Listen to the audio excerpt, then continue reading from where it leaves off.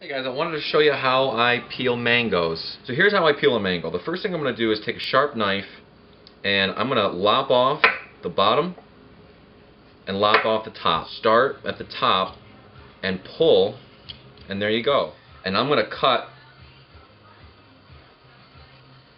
straight down, and then I'm just going to turn it 180 on turn it again 90 degrees, and I'm going to start at the top with my knife beveled, angled, to try to get as much of the fruit as I can.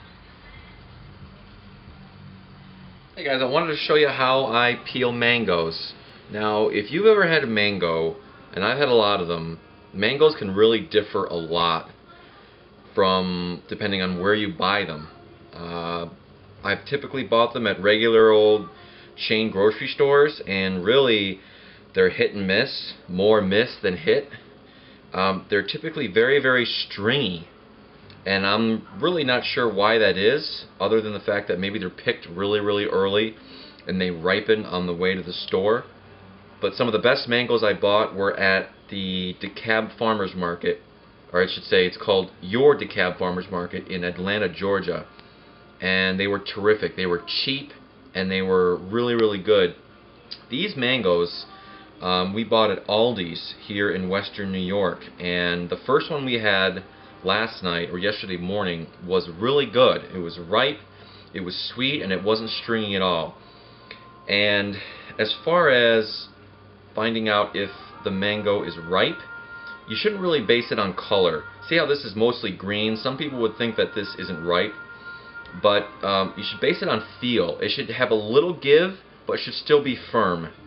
And really there's no way of me explaining that to you better. It's just a matter of trial and error.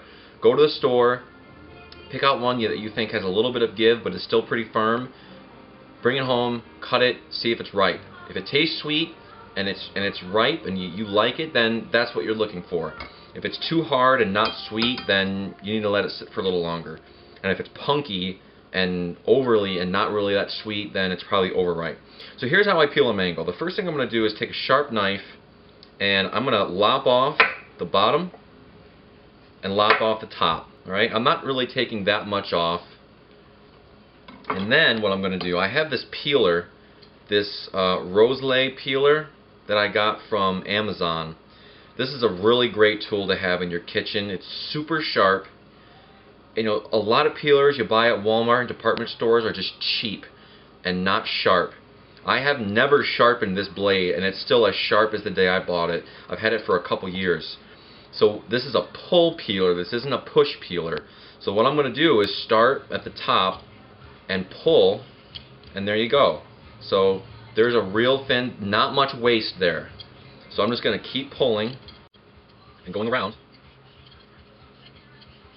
So super sharp. This should be very easy. There shouldn't be a lot of effort in this. If you're putting a lot of effort into it, your peeler, you need to get a different peeler or sharpen it. I bet you this peeler was 15 or 20 bucks, but it will pay for itself because you will have, it'll be much more enjoyable to make your meals, to peel potatoes and peel mangoes. So there we go. That's what we have. All right, the next thing you got to do is look how your mango is oriented. See how this part is wider and this part is narrower? What I've always found is the pit is sitting, you know, wide to wide. And I guess I'll explain that a little bit better. So what I always do is I take the narrow width of the mango and I'm going to cut straight down. And so I didn't hit the pit at all. And then I'm just going to turn it 180.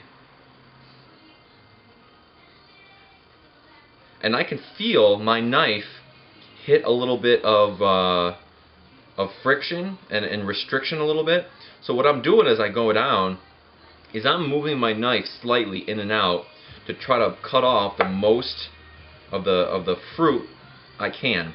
So there you go. And as you can see right there, I pretty much got the pit as I was going down, which is fine. None of the pit got on my usable fruit. And with the other side, you can see right there is a little bit of the pit.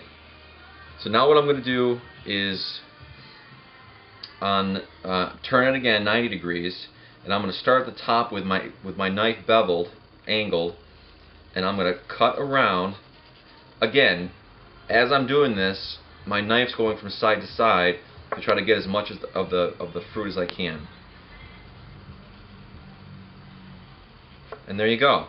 So now that's pretty much the pit, and it doesn't clean off. It doesn't come out clean like you would a stone fruit, like a peach or a plum or even a date. So what you do with this is you slurp up and you bite off whatever your knife didn't get. And then what you're left with is a lot of good usable fruit. What I do is I cut it on a bevel here to make it look kind of pretty, and I just put it on a plate with a fork and munch on it while I'm working on the computer, and that's it. That's how you cut a mango. That's how I cut a mango.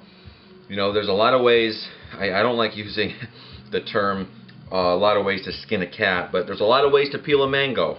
There's a lot of ways to do a lot of things in the kitchen. That's just one way. That's how I do it. Thanks for watching. Let me know if you have any questions.